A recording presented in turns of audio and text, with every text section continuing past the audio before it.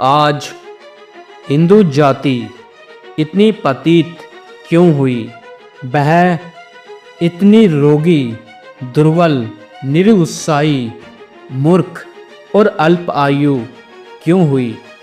जिस भारतवर्ष में भीष्म पितामह और हनुमान जैसे सूरवीर, गंभीर और ज्ञानी ब्रह्मचारी हुए हैं, जहाँ पर व्यास, वशिष्ठ, वाल्मीकि, गौतम, भरद्वाज, अत्रि, पराशर जैसे त्रिकाल ज्ञान के समुद्र हुए हैं, जहाँ पर धर्मराज, शिवी, दधीचि, हरिश्चंद्र, कर्ण और बलि जैसे महान प्रतापी सत्य मूर्ति धर्म अवतार हुए हैं, जहाँ पर नीति, न्याय, मर्यादा का पालन करने वाले बड़े बड़े शूरवीर, रणधुरंधर, जनक, परीक्षित, दशरथ, रघु जैसे राजे महाराजे हुए हैं, जहाँ पर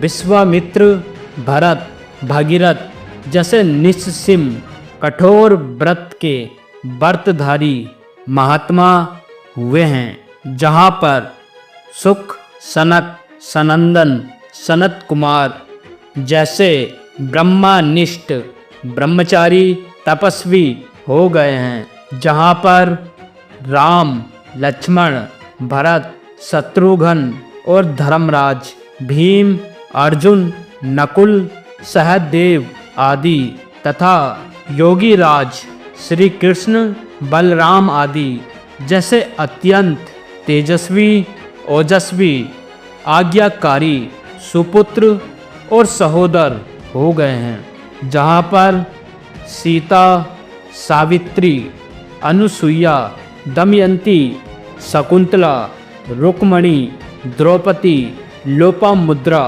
मैत्रेयी, गांधारी जैसी महान पतिनिष्ठ और अत्यंत तेजस्वी सती स्त्रियां हो गई हैं, जहाँ द्रुप, लव कुश, प्रहलाद, अभिमन्यु और भरत जैसे महान तेजस्वी, ओजस्वी और सामर्थ्य संपन्न सिंह शावक से बालक हुए हैं।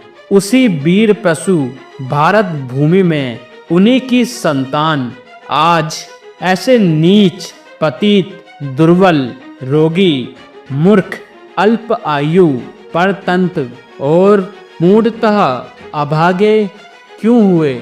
इसका असली कारण क्या है? हमको ऐसा नीच और दुर्भागी बनाने वाले हमारे शत्रु कौन हैं? भगवत वाणी तथा संत वाणी हमें यही बतला रही है, तुम ही अपने मित्र हो तथा तुम ही अपने शत्रु भी हो। अपने पतन के कारण केवल तुम ही हो। सत्य है, नीति, न्याय, मर्यादा का उल्लंघन करने से ही अर्थात अधर्म और अन्याय बढ़ने से ही आज हमारी ऐसी पतित हालत हुई है। वैसे ही हम अपने सुकर्मों द्वारा अपना उद्धार भी कर सकते हैं। उन्नति के लिए अब हमें धर्म का आचरण अवश्य ही अति शीघ्र शुरू करना होगा। भगवत गीता के सच्चे अध्ययन की आज हमें नितांत आवश्यकता है। आज हमें सच्चे कर्मवीरों की बड़ी ही जरूरत है। वीरे भ्रष्ट कच्चे कर्मवीर बड़े ही घातक होते हैं। बीच में ही किसी डर के कारण अपने कर्तव्य को छोड़ भागने वाले पुरुष बड़े कायर और नामर्द होते हैं। काम मर्दों का नहीं, काम अधूरा करना, जो बात जुबान से निकले उसे पूरा करना, बस ऐसे ही मर्द पुरुष की आज भारत को जरूरत है। नामर्द और व्यभिचारी पुरुषों का अब यहाँ कुछ काम नहीं। क्योंकि ऐसे लोग देश के घोर शत्रु होते हैं। वीरनाश के कारण आज तक बहुत कुछ नाश हो चुका है। अब हमें अपने पूर्वजों का अनुकरण अति शीघ्र करना होगा और दुराचार को छोड़ पूर्ण सदाचारी और ब्रह्मचारी बनना होगा। हमारे बाबा ऐसे थे और वैसे थे, ऐसा कोरा अभिमान और बातें हमें अब साफ छोड़ देनी होगी। उनके जैसा प्रत्यक्ष आचरण अब हमें करके ही दिखलाना होगा। हमें अपने पूर्वजों की तरह प्रत्यक्ष वीरवान और सामर्थ्यवान बनना होगा। आज भी हम भीम अर्जुन जैसे बलवान और धनुर्धारी बन सकते हैं। हमारा भोजन हम ही को खाना और पचाना पड़ता है। केवल भोजन की तरफ देखने से अथवा उसकी खुशबू से, उसकी कोरी तारीफ से ही सिर्फ हमारा पेट कभी नहीं भर सकता। वैसे ही अपना बल, तेज, सामर्थ्य, स्वतंत्रता और वैभव भी हम ही को कमाना पड़ता है। पूर्वजों की कोई तारीफ से कुछ भी नहीं हो सकता।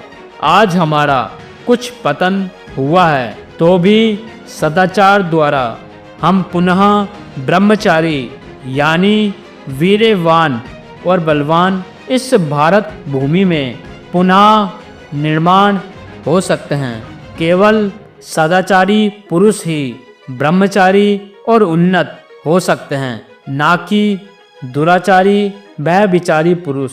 मुरझाए हुए पेड़ जैसे पानी से पुनः सजीव और चेतनमय हो सकते हैं, वैसे ही सदा आचरण से संपूर्ण गुप्त शक्तियाँ खुल पड़ती हैं और शक्तियों के खुलते ही फिर हम अपने पूर्वजों की तरह अपना बल, तेज व पराक्रम निश्चय पूर्वक सर्वत्र दिखला सकते हैं।